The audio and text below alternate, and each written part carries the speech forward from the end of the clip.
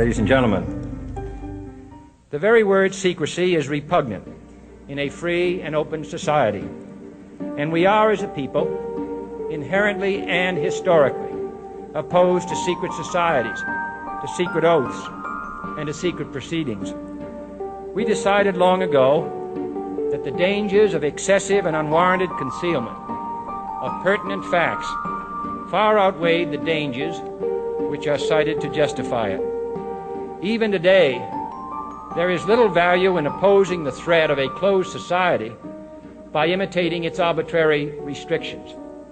Even today, there is little value in ensuring the survival of our nation if our traditions do not survive with it. And there is very grave danger that an announced need for increased security will be seized upon by those anxious to expand its meaning to the very limits of official censorship and concealment. That I do not intend to permit to the extent that it's in my control. And no official of my administration, whether his rank is high or low, civilian or military, should interpret my words here tonight as an excuse to censor the news, to stifle dissent, to cover up our mistakes, or to withhold from the press and the public the facts they deserve to know. Out of these troubled times, our fifth objective, a new world order can emerge, a new era, freer from the threat of terror, stronger in the pursuit of justice, and more secure in the quest for peace. An era in which the nations of the world, East and West, North and South, can prosper and live in harmony. There is little value in ensuring the survival of our nation if our traditions do not survive with it. And there is very grave danger that an announced need for increased security will be seized upon by those anxious to expand its meaning to the very limits of official censorship and concealment. That I do not intend to permit to the extent that it's in my control. What is at stake is more than one small country. It is a big idea, a new world order, where diverse nations are drawn together in common cause to achieve the universal aspirations of mankind: peace and security, freedom, and the rule of law. We have before us the opportunity to forge for ourselves and for future generations a new world order, a world where the rule of law, not the law of the jungle, governs the conduct of nations. When we are successful, and we will be, we have a real chance at this new world order, an order in which a credible United Nations can use its peacekeeping role to fulfill the promise and vision of the UN's founders. A new world order, a new world. For we are opposed around the world by a monolithic and ruthless conspiracy that relies primarily on covert means for expanding its sphere of influence, on infiltration instead of invasion, on subversion instead of elections, on intimidation instead of free choice, on guerrillas by night instead of armies by day. It is a system which has conscripted vast human and material resources into the building of a tightly knit, highly efficient machine that combines military, diplomatic, intelligence, economic, scientific, and political operations. Its preparations are concealed, not published. Its mistakes are buried, not headlined. Its dissenters are silenced, not praised. No expenditure is questioned, no rumor is printed, no secret is revealed. No president should fear public scrutiny of his program, for from that scrutiny comes understanding, and from that understanding comes support or opposition, and both are necessary.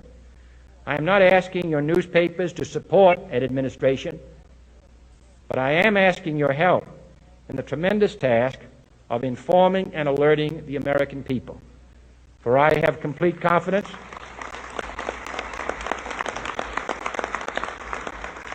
in the response and dedication of our citizens whenever they are fully informed.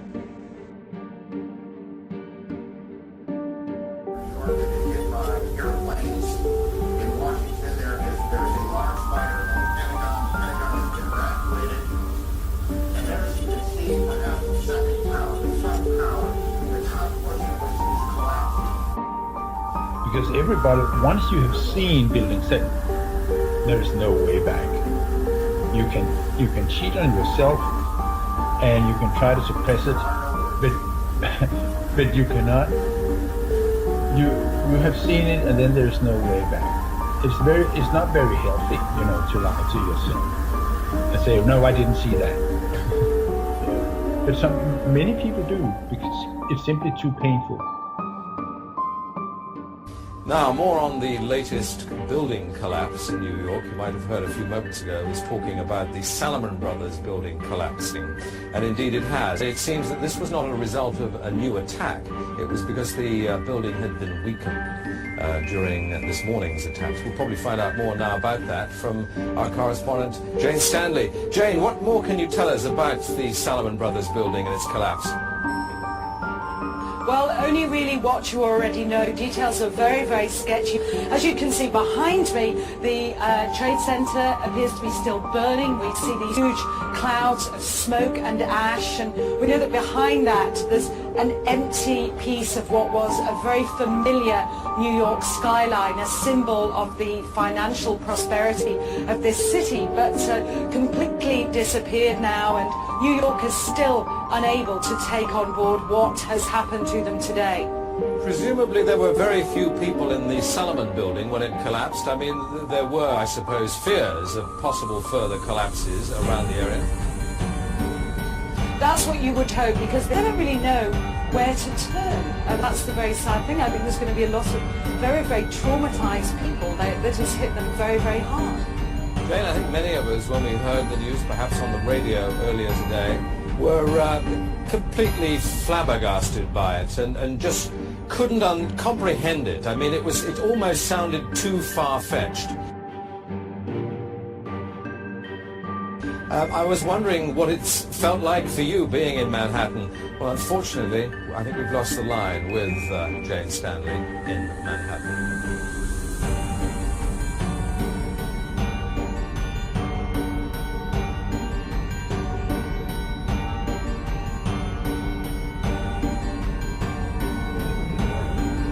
Now, here we're going to show you a videotape of the collapse itself. Describe that. Now we go to videotape, the collapse of the school.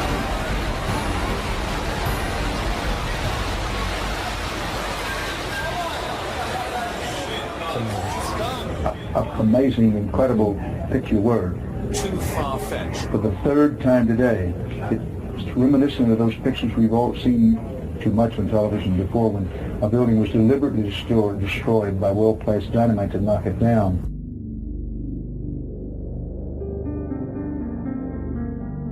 I not only could not stifle controversy among your readers, I welcome it. This administration intends to be candid about its errors. For as a wise man once said, an error doesn't become a mistake until you refuse to correct it. We intend to accept full responsibility for our errors, and we expect you to point them out when we miss them. Without debate, without criticism, no administration and no country can succeed, and no republic can survive. That is why the Athenian lawmaker Solon decreed it a crime for any citizen to shrink from controversy. And that is why our press was protected by the First Amendment, the only business in America specifically protected by the Constitution, not primarily to amuse and entertain, not to emphasize the trivial and the sentimental, not to simply give the public what it wants, but to inform, to arouse, to reflect, to state our dangers and our opportunities, to indicate our crises and our choices, to lead, mold, educate, and sometimes even anger public opinion.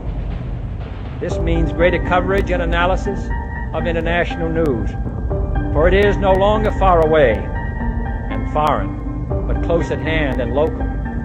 It means greater attention to improved understanding of the news, as well as improved transmission. And it means, finally, that government at all levels must meet its obligation to provide you with the fullest possible information outside the narrowest limits of national security. And so it is to the printing press, to the recorder of man's deeds, the keeper of his conscience, the courier of his news, that we look for strength and assistance, confident that with your help, man will be what he was born to be, free and independent.